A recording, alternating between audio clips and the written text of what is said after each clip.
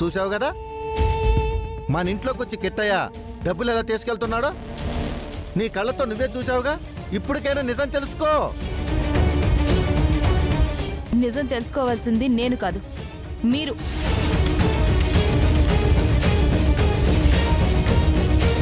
కిష్టయ్యని ఆ డబ్బులు తీసుకురమ్మంది నేనే.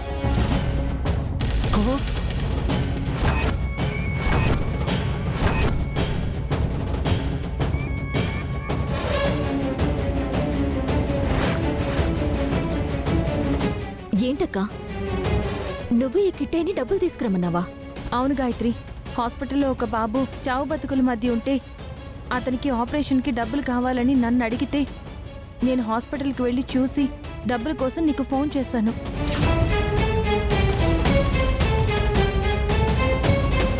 కానీ నీ ఫోన్ కలవలేదు. ల్యాండ్లైన్ కూడా కాల్ చేశాను, ఎవరు ఫోన్ లిఫ్ట్ చేయలేదు.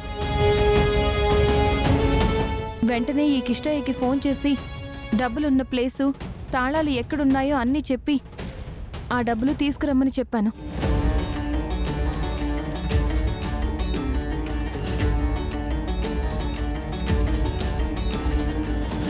ఏరా ఆనంద్, నేను చెప్పాను కదా ఆ పెద్దయినా దొంగతనం లాంటి చెడ్డ పనులు చేయరు అని. నేను చెప్పిందే నిజమైంది. మంచి పని చేసావు వదినా. ఇప్పుడు గనక మీరొచ్చి నిజం చెప్పకపోయి ఉంటే పాపం కిష్టైన అందరూ దొంగ అని ముద్ర వేసేవారు.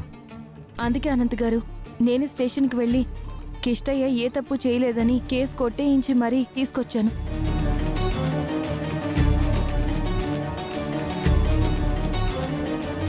సరే సరే, ఈ పెద్దయిన ఏ తప్పు చేయలేదని తేలింది కదా. కిట్టయ్య, నువ్వు వెళ్ళి విశ్రాంతి తీసుకో. అలాగే అమ్మా, చాలా థ్యాంక్స్.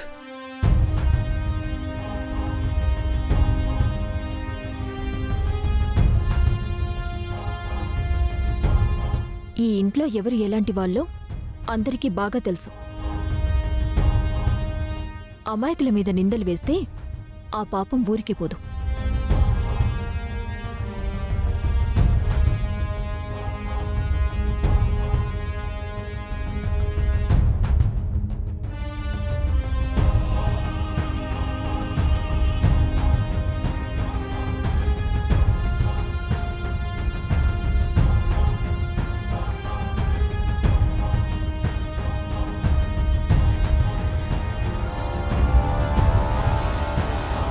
సత్య, నువ్వు ఆ తోటమాలని పోలీస్ స్టేషన్ నుండి ఎందుకు విడిపించుకొని తీసుకొచ్చావు?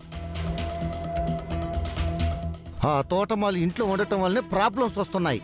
ఈ విధంగానైనా వాడిని బయటికి పంపించొచ్చని మేమనుకుంటుంటే నువ్వు వాడిని పోలీసుల దగ్గర నుంచి విడిపించుకొని తీసుకొచ్చావా? నిన్ను మేము తీసుకొస్తే నువ్వు మాకు వ్యతిరేకంగా పనులు చేస్తున్నావేంటి? అసలు నీకు ఆ తోటమాలిని పోలీస్ స్టేషన్ నుంచి విడిపించుకురావాల్సిన అవసరం ఏముంది? ఏంటమ్మా ఎంతమంది అడుగుతుంటే కాముగా ఉంటావేంటి? సమాధానం చెప్పు. నేను సమాధానం చెప్పాలంటే మీరు నాకు సమాధానం చెప్పే గ్యాప్ ఇవ్వాలి. ఇవ్వకుండా ఒకళ్ళ తర్వాత ఒకళ్ళు మీద ఎక్కేస్తుంటే సమాధానం ఎలా చెప్తాను? ఇప్పుడు ఎవ్వరూ ఏమీ అడగం, నువ్వు సమాధానం చెప్పమ్మా, మేం వింటాం. నా అవసరానికి మిమ్మల్ని డబ్బు అడిగాను. అడిగానా లేదా? అడిగావు. మీరేమన్నారు? లేవని చెప్పాను. అప్పుడు నాకేం చేయాలో అర్థం కాలేదు. హాస్పిటల్లో మా తమ్ముడిని కాపాడుకోవడం కోసం నేను ఆ టైంలో కిష్టయ్యని ఇంటి నుండి డబ్బులు తీసుకురమ్మని చెప్పాను. అతను తీసుకొచ్చి ఇచ్చాడు. ఆ డబ్బులతోనే నా పని అయ్యింది. అమ్మో, అయినా నేను డబ్బులు వాడింది ఒక మంచి పని కోసమే. నా అవసరానికి కిష్టయ్య డబ్బులు తెచ్చి ఆదుకున్నాడని పోలీస్ స్టేషన్కి వెళ్ళి కేసు కొట్టేయించి నేనే తీసుకొచ్చాను. ఇందులో తప్పేంటంట? ఓ పెద్ద రాద్ధాంతం చేస్తున్నారు. మేము డబ్బులు ఇవ్వకపోతే ఆ తోటమాలతో ఇంట్లో దొంగతనం చేస్తావా? దొంగతనమా? హలో, నేను త్రిపురని. అవి మా డబ్బులు. అవసరానికి వాటిల్లో నుంచి కొన్ని తీసుకున్నాను. మా అత్తయ్య కూడా ఏమన్నారో చూశారు కదా. మంచి పనికే వాడానని మెచ్చుకున్నారు. అమ్మా సత్య, నువ్వు త్రిపురవి కాదు, త్రిపురలా యాక్ట్ చేయడానికి వచ్చిందానివి. ఇదే మాట ఇంకొంచెం గట్టిగా అరవండి. ఆగు, గట్టిగా మాట్లాడకు. మా వదిన గాని గాయత్రి గాని అంతగాని విన్నాడంటే మన నాటకం మొత్తం బయటపడుతుంది. ఇప్పుడేంటి, నేను తప్పు చేశానని అనుకుంటున్నారా? ఆ పరిస్థితుల్లో నేనే కాదు, మీరున్నా కూడా ఇదే పని చేసేవాళ్ళు. ఒకవేళ నేను తప్పు చేశానంటే చెప్పండి, నేను ఇప్పుడే ఇక్కడి నుంచి వెళ్ళిపోతాను. సత్య, ఇంతటితో ఈ విషయం వదిలేయ్. అది కాదురా. నాన్న, ఇక ఈ టాపిక్ గురించి ఎవరు ఏం మాట్లాడొద్దు. సత్య, నువ్వు లోపలికి వెళ్ళు. ఏంట్రా, మనం డబ్బులు ఇవ్వలేదని ఈ ఇంట్లో ఆ తోటమాల చేత దొంగతనం చేయించిందాన్ని అలా వదిలేసావు?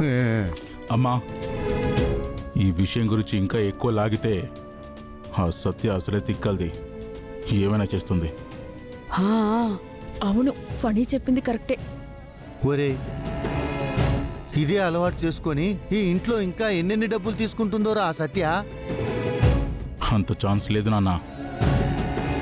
అప్పటి వరకు ఇక్కడ ఎవరికి టైం ఇవ్వం. రేపు మనం వేరే వాళ్ళని కలవబోతున్నాం. వాళ్ళతో నేను అనుకున్న ప్లాన్ అనుకున్నట్టు ఎగ్జిక్యూట్ అయితే మాత్రం ఈ ఆస్తి, ఈ బిజినెస్లు అన్నీ మన సొంతం అవుతాయి. అది ఆ ప్లాన్కి సత్య చాలా అవసరం.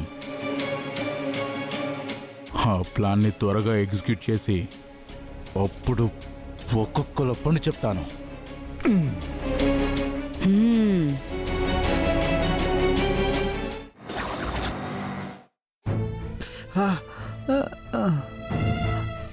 అమ్మో.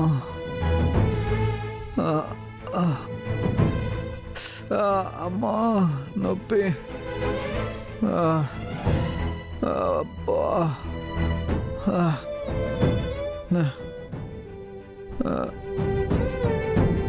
కృష్ణ, సత్య, వచ్చావా? చూడు, పోలీసులు ఎలా కొట్టారు. ఇంతసేపు లారీ నాకు ఆయింట్మెంట్ రాసి పడుకుంది.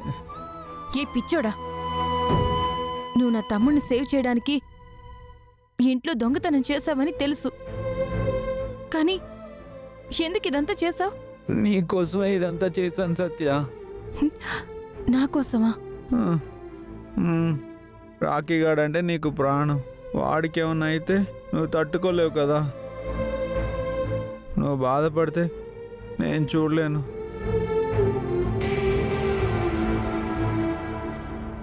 అందుకే నేను ఇంటికి వచ్చి డబ్బులు తీసుకొచ్చి నీకు ఇచ్చాను.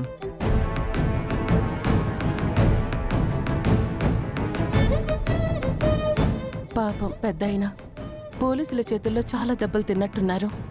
భోంచేశారో లేదో. సరే, ఆయింట్మెంట్ లేవు, నేను రాస్తాను.